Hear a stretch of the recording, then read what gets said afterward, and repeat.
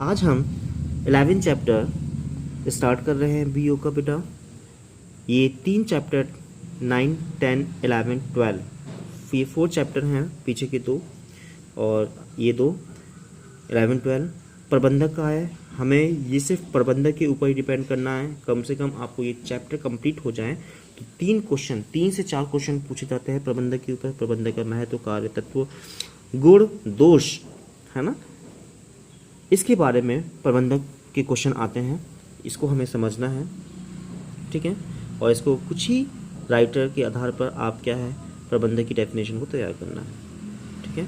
योजना विभाग प्रबंध का हृदय है, यानी मैंने ये बताया जो प्लानिंग कमीशन है ना, पंचवर्षीय योजना क्या है, 11 चैप्टर है, ध्यान रखिएगा। योजना विभाग प्रबंध का हृदय है जिसका एकमात्र कार्य उत्पादन के विभिन्न पहलुओं में कार्यरत कर्मचारियों की आवश्यकता की पूर्ति करना है, प्रोफेसर शील्ड के आधार पर, ठीक है। यानी प्रबंधक के कार्य अथवा तत्व कौन कौन से होते हैं। कार्य मैंने यही बताया था, नियोजन करना, ठीक है, संगठित करना, सभी क्षेत्रों को संगठित करना, नियोजन करना है कि क्या करना है आपको, उसके लिए हमें पूर्वानुमान बजट बनाना होता है। मैंने बताया था कि घर बनाने के लिए आपको किन किन चीज़ों की आवश्यकता होती है, तो वही क्या कह रहा है आपका कि नियोजन होता है। देखिए कोई भी एक ले लीजिए, बेंच के अनुसार प्रबंध के नियम कार्य होते हैं। नियोजन, कोऑर्डिनेशन, नियंत्रण, प्रोत्साहन, तभी जाके हमें उद्देश्य की प्राप्ति होती है। दूसरे में किसी और को लो, प्लानिंग, ऑर्गेनाइजेशन यानी संगठन, ठीक है, जिसको हम समन्वय, संगठन होगा तो समन्वय स्थापित होगा। डायरेक्शन, दिशा निर्देश स्थापित करना, नियंत्रण, कंट्रोलर करना और प्रोत्साहित करना। ये सभी चीज़ों को आप कम से कम 5 से 6 पॉइंट आपको इसमें मिल जाएंगे, उसको लिखना है, तभी जाके हमें प्रबंधक के कार्यों के बारे में आवश्यकता होती है।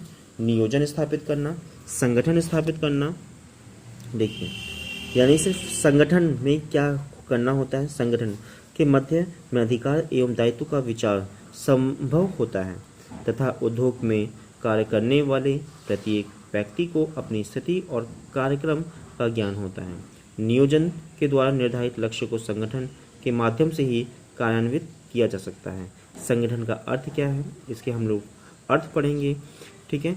यानी मैकफार्लैंड के अनुसार संगठन का तात्पर्य व्यक्तियों के समूह से है जो निर्धारित लक्ष्यों की प्राप्ति के लिए मिलकर कार्य करते हैं। उर्विक के अनुसार संगठन का अर्थ है यह निर्धारित करना है कि किसी उद्देश्य को प्राप्त करने के लिए क्या क्या क्रियाएं करना आवश्यक है और इनको ऐसी श्रेणियों में बांटना जिन्हें पृथक पृथक व्यक्तियों को सौंपा जा सके, वो क्या है, संगठन। यानी संगठन होता है ऑर्गेनाइजेशन। किसी भी उद्देश्य की प्राप्ति करने के लिए हमें संगठन की आवश्यकता होती है। मैंने बताया था एक व्यक्ति अपने उद्देश्य को नहीं बना सकता, पूर्ति नहीं कर सकता है। क्या आप अकेले घर बना सकते हैं? नहीं, आप उसको सिर्फ खरीद सकते हैं लेकिन बना नहीं सकते। बनाने के लिए हमें किसकी ज़रूरत होती है, मिस्त्री, लेबरों की आवश्यकता होती है, ठीक है। फिर लैंड, ये सब क्या है, संगठित तो है। अब क्या एक मिस्त्री बना सकता है? नहीं, मिस्त्री भी लेबरों को रखेगा, अपने नीचे को अधीनस्थों को रखेगा, तब जाके दिशा निर्देशों का पालन होगा, नियंत्रण भी स्थापित होगा, मोटिवेट भी हम लोग करेंगे। मोटिवेट कैसे करेंगे, अरे वाह भी आपने घर अच्छा बनाया है, अच्छी बात है भाई, अच्छा लग रहा है बच्चा। तो यानी जब हम तारीफ करते हैं चीज़ की तो उस व्यक्ति के ऊपर क्या होता है, आकर्षक होता है कि मैंने अच्छा कार्य किया है तो मुझे लग रहा है और मुझे अच्छा बनाना पड़ेगा कि शायद हो सकता है एक से ज़्यादा 2 लोगों का कार्य मेरे पास आ जाए। मानवीय संगठन, ह्यूमन ऑर्गेनाइजेशन, भौतिक संगठन, मटेरियल ऑर्गेनाइजेशन, नियुक्तियाँ, स्टाफिंग करना, यानी कि बात कर रहा है स्टाफ करना, कि जब किसी भी स्टाफ सभी कर्मचारियों की नियुक्ति करता है। कौन कौन से स्टाफ होते हैं, प्लानिंग कमीशन होता है, ठीक है, सैलरी स्टाफ होता है, फूड स्टाफ होता है, सुपरवाइजर स्टाफ होता है, ठीक है, अकाउंट स्टाफ होता है। ये सब चीज़ें की क्या है, वहाँ पे नियोजित किया जाता है कि कोई भी कार्य हो जाए। ऑपरेटर है ना, ऑपरेटिंग का वही वर्क होता है, ऑपरेटिंग ऑफिस होता है।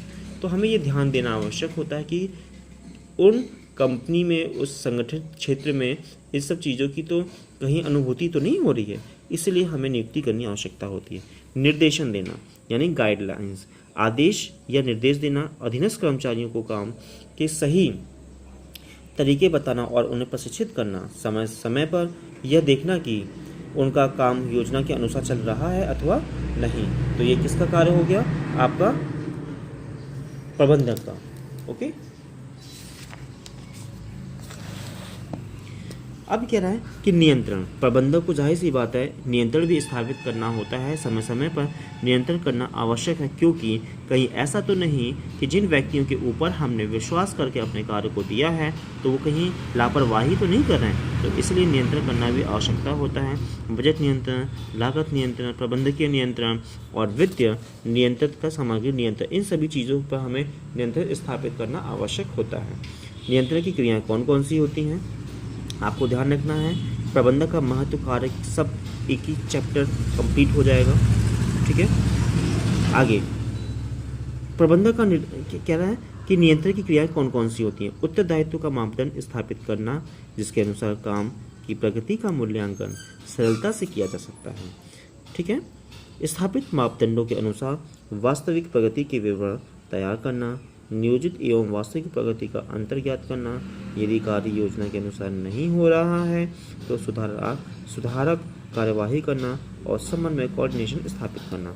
मैंने अभी बताया था कोऑर्डिनेशन का मतलब होता है एक से लेकर अनेक व्यक्तियों के बीच में समन्वय स्थापित करना, बातचीत का तौर तरीका ध्यान दिलाना। अभिप्रेरणा यानी मोटिवेशन, किसी को मोटिवेट करना, तभी जाके किसी कार्य की अनुभूति हो सकती है। ये आपका चैप्टर कंप्लीट हो रहा है बेटा, आपको इसको ध्यान से पढ़ना है, समझना है। मैं इसकी PDF आपको सेंड करूँगा। Okay, thank you, have a nice day.